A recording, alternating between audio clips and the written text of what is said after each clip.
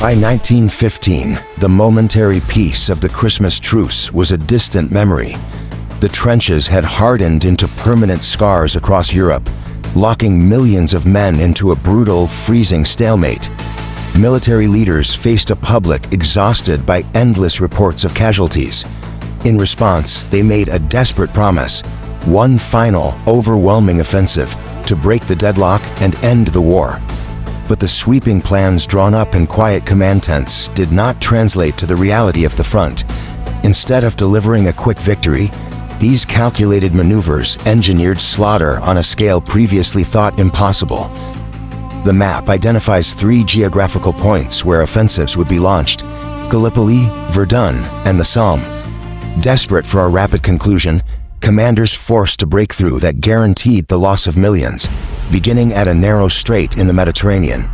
British planners saw the Ottoman Empire's entry into the conflict as an opportunity to outflank the European deadlock. By capturing the Dardanelles Strait, they believed they could secure a direct maritime supply line to Russia and force a rapid conclusion to the war. A massive coalition of British, French, Australian, and New Zealand troops mobilized for the invasion. In April of 1915, thousands of soldiers crowded onto the landing beaches, confident the campaign would be swift. That optimism shattered upon contact with the shoreline. Rather than an easy foothold, the landing forces were met by towering, near-vertical cliffs and heavily fortified Ottoman defenders. Machine gun fire pinned the survivors against narrow, exposed beaches. The advance halted immediately, turning into a grueling siege that lasted for months. Soldiers suffered in the sweltering heat as dysentery and severe warmth shortages claimed almost as many lives as the continuous artillery fire. Over 500,000 men became casualties in what resulted in total Allied failure. Yet out of this successful defense, Ottoman commander Mustafa Kemal emerged as a celebrated hero, laying the foundation for the modern Turkish state. As Gallipoli collapsed, focus returned to the Western Front, where the German High Command introduced a chilling new objective in February 1916. They abandoned the traditional goal of capturing territory. Their explicit intent was to deliberately bleed the French army to death. They targeted the historic fortress city of Verdun, knowing France would defend it fiercely. Thousands of heavy guns unleashed a bombardment so dense that the landscape was pulverized. Entire forests and villages were simply erased into ash and craters. French troops were forced to live and fight entirely underground, surviving within the shattered remains of their own forts. Surrounded by continuous shellfire, they rallied around a strict, unyielding directive: they shall not pass. For 10 agonizing months, the two armies collided. Wave after wave of infantry assaulted the same few hills and ruined stone structures, capturing a few yards only to lose them days later in devastating counterattacks. When the guns finally quieted, the front line had barely shifted, but over 700,000 men had been killed or wounded. The conflict had become a pure test of national endurance, where victory meant nothing more than sustaining a higher tolerance for mass casualties. Believing they had learned from the stalemate, British commanders prepared their own massive offensive for July 1916 at the Somme.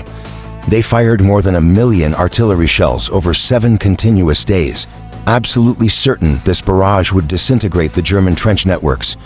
When the order came, tens of thousands of infantrymen climbed over the parapets. Many carried heavy packs, instructed to walk slowly across no man's land, under the assumption that the enemy defenses were entirely destroyed. Deep underground dugouts had protected the German machine gunners.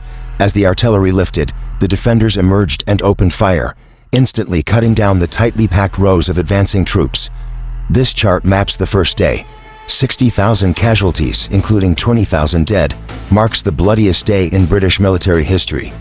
Tracking through November, the line climbs relentlessly.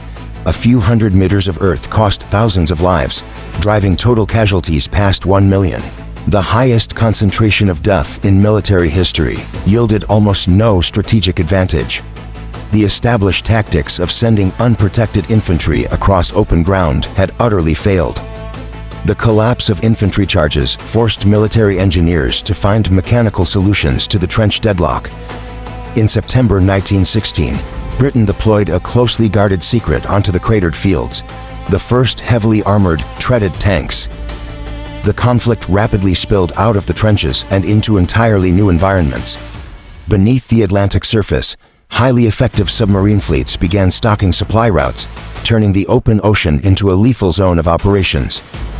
On the ground, the air itself was weaponized. Advancements in chemical gases forced soldiers into crude respirators, making the simple act of breathing a daily hazard. The war had evolved into a contest of industrial output.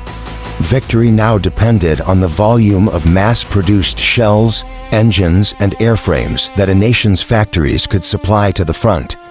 When sheer willpower proved incapable of breaking the stalemate, the warring nations committed all their scientific and economic resources to engineering more efficient methods of destruction. This scale of violence required a constant supply of resources, leading to the birth of total war. The lines between the battlefield and the home front dissolved, as civilian society was completely absorbed into the logistics of the conflict. To keep the artillery firing and the armies equipped, millions of women, older workers, and children took over the manufacturing sector. Entire economies were restructured with a single purpose: feeding the endless appetite of the war effort. By the end of 1916, a grim paradox settled over Europe. Despite losing millions of young men and seeing whole regions of the continent decimated, neither alliance possessed the political will to concede defeat. But the immense strain was fracturing societies from the inside. Starvation, strikes, and mutinies began to plague the involved nations, culminating in violent political movements, preparing to tear the Russian Empire apart from within. The old European powers were breaking under the pressure, and as their empires neared collapse, the entry of the United States introduced a fresh reserve of industrial resources and manpower that would change the trajectory of the entire conflict.